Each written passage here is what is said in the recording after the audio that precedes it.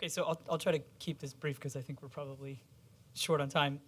My portion of this paper was to look at kind of the broader theoretical comparative context to understand why we're seeing this kind of mismatch between huge scope in terms of legal institutional reforms and not a lot of substantive impact, at least that we can detect so far.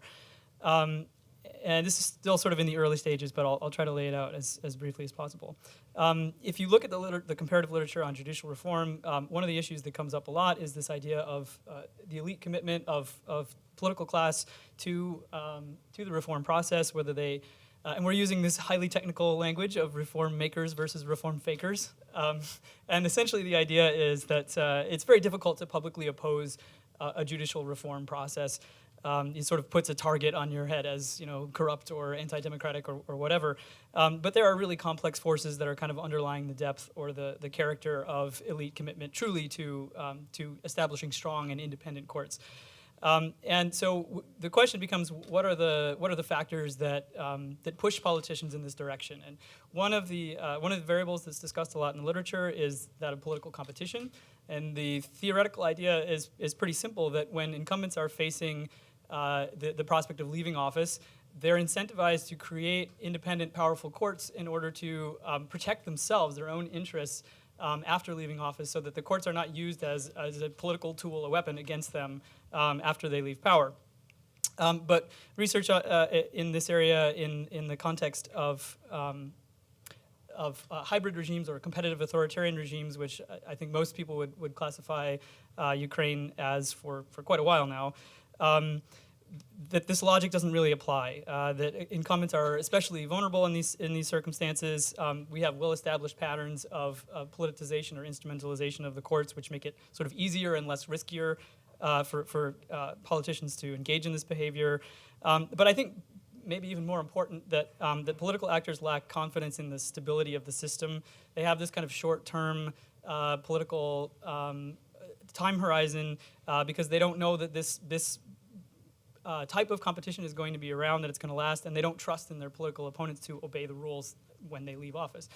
And so it kind of creates this no-holds-barred sort of political competition in which courts are seen as a really important tool of influence. And we think that this pattern, we can see this pattern in Ukraine throughout most of the post-Soviet period.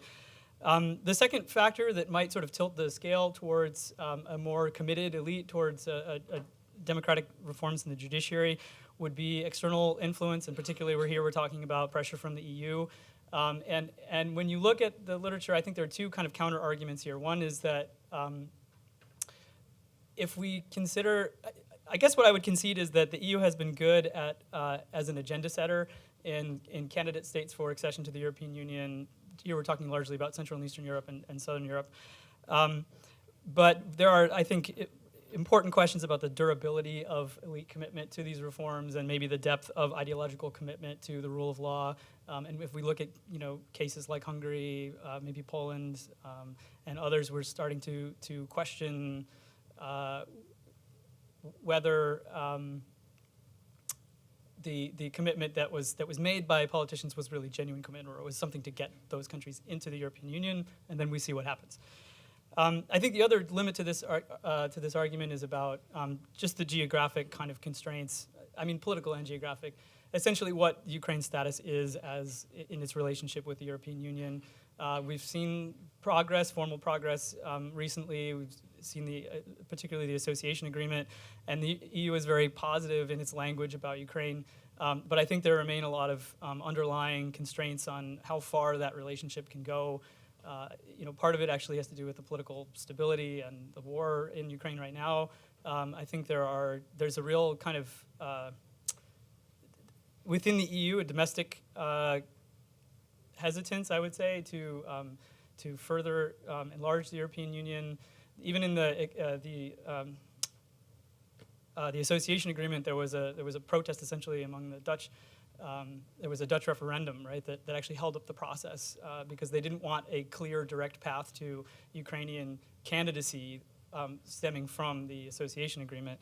And I think there's also maybe concerns about exacerbating relations with Russia. So there's a lot of things that are kind of maybe holding back on the ability of the EU to enter into a deeper relationship with Ukraine, and that very clearly limits the efficacy of EU pressure, EU conditionality.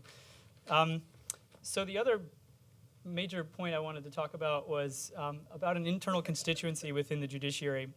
This is something that's not talked about nearly as much in the literature, and frankly not even as much among policymakers. But what we are essentially arguing is that the judges themselves, right, have a role in the reform process, and it can take a number of different shapes. But one of the things that we see from a kind of comparative look is that if the judiciary is engaged in some sort of proactive way in the reform process, they're asserting their authority, they're actually advocating in some way for some kind of reform, either through a kind of ideational shift, which is a theoretical idea in the literature, or through a kind of self-organization, that it can influence the process. And so we have some kind of models, tentative theoretical models of engagement. Maybe should I just maybe talk about one or two of them, or I can save it. Okay, I can save it. So maybe we'll come back to that, because we think there are some interesting examples comparatively that we could talk about and how they compare to the Ukrainian case.